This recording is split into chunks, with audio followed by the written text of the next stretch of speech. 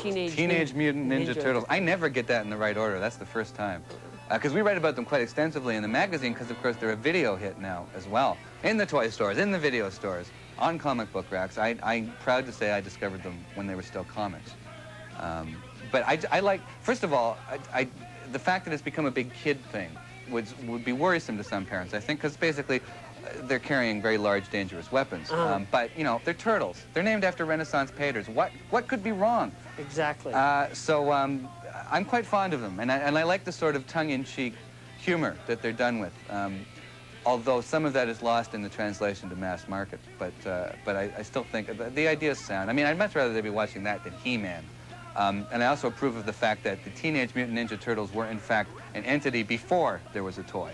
Exactly. And I resent that stuff that sort of comes out of toy-driven animation and toy-driven stuff. So I applaud them because it's interesting. And again, anything with that title that's become a major market hit to me is okay. Points for hipness. Absolutely.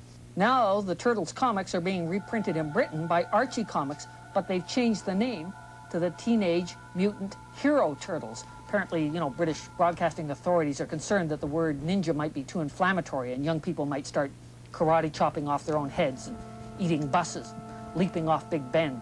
Animated cartoon characters are getting into the anti-drug war. Now, normally you wouldn't associate Kermit with crack or Daffy Duck with dope or Bugs Bunny with bennies or, yeah, okay, I could go on all day.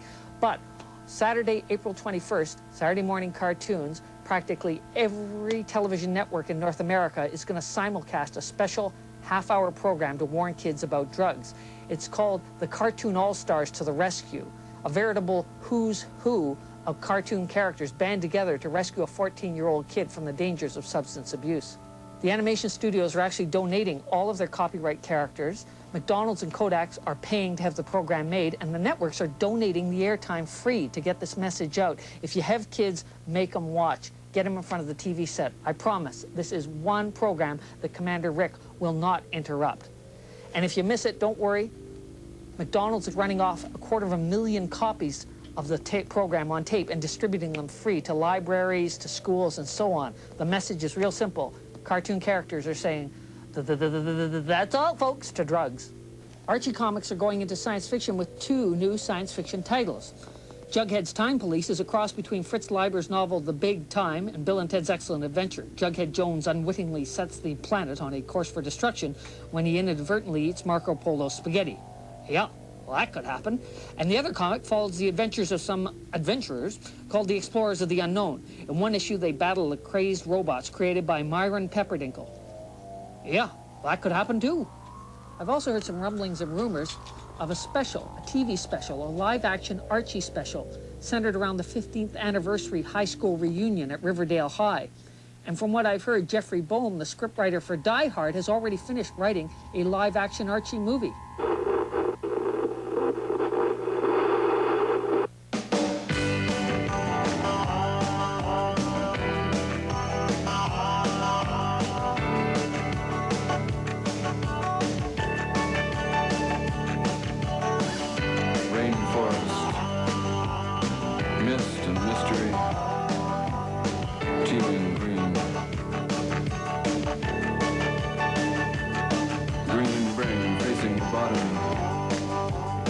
Climate control center for the world.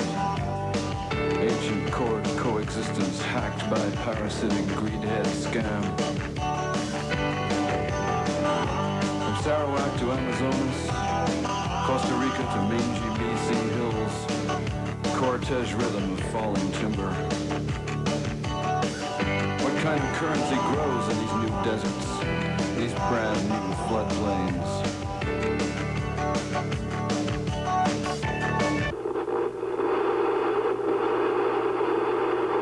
On Saturday, April 21st, almost every television network in North America is going to simulcast a special anti-drug animated cartoon called Cartoon All-Stars to the Rescue.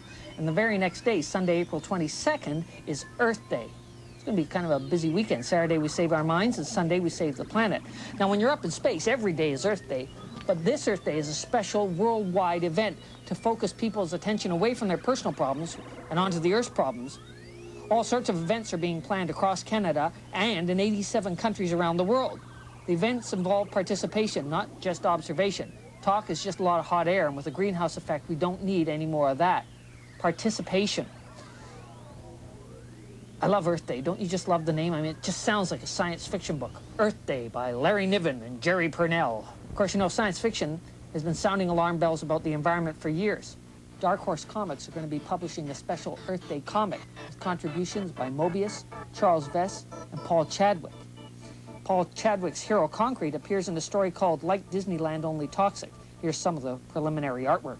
Concrete suggests ways to make recycling and environmentalism fashionable, even patriotic, so the ecology movement won't be dismissed as a bunch of burned-out hippies and troublemaking pinko anarchists bent on destroying America and the Fortune 500.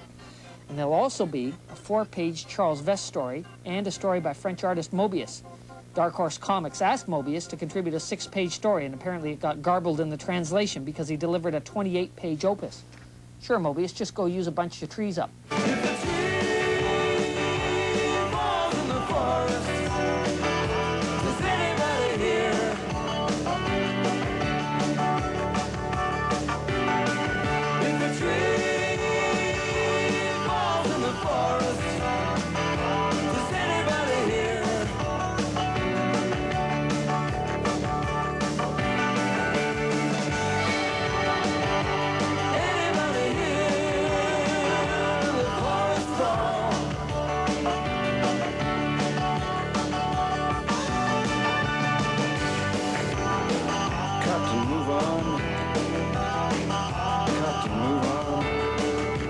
Take out trees. Take out wildlife at a rate of a species every single day. Take out people who've lived with this for 100,000 years. Inject 1 billion burgers worth of beef. Grain eaters. Methane dispensers.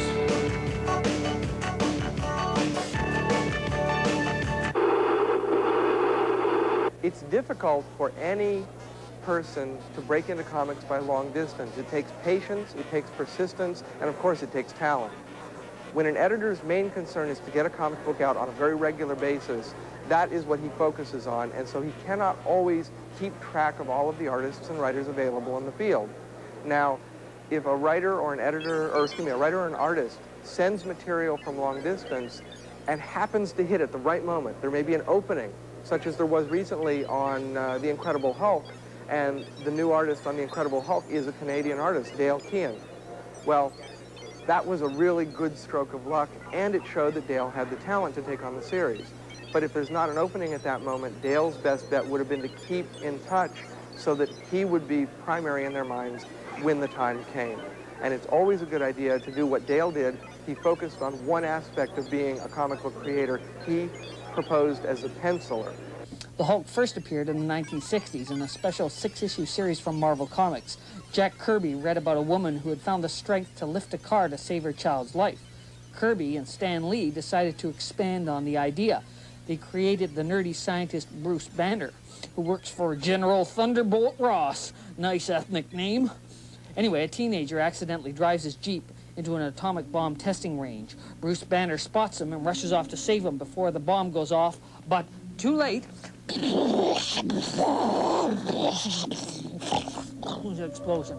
Anyway, Banner is zapped with enough radiation to make Chernobyl look like one of those glow-in-the-dark watch faces. The radiation causes sudden, uncontrollable transformations, and Banner metamorphosizes into this mindless beast, Dr. Jekyll and Mr. Hulk. No matter what Bruce Banner was wearing when he changed, the Hulk always sported purple pants and a shredded shirt.